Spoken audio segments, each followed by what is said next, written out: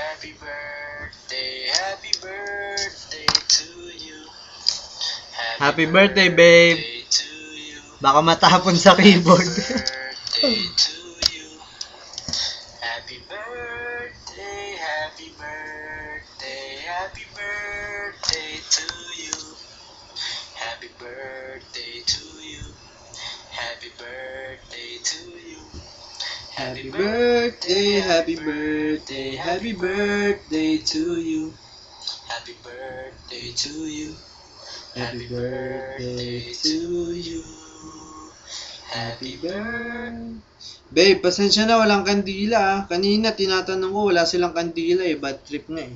Meron ba naman tindahan ng cake na walang kandila? Mga epal eh, no? Kaya ito, walang kandila. Nakasulat yung ano mo, hindi mo mababasa pero may pangalan niya. Nakalagay happy birthday.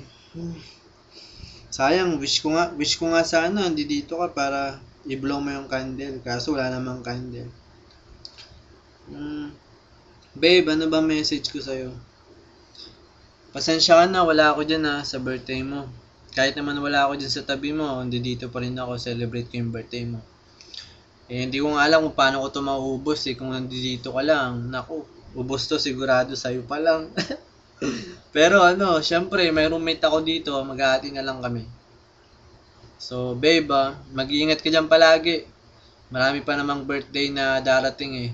Marami ka pang birthday sa buhay mo na darating na pwede akong andun. So, itong 20th birthday mo, hindi ka na teenager. So, kumbaga big deal siya pero ito nga, celebrate.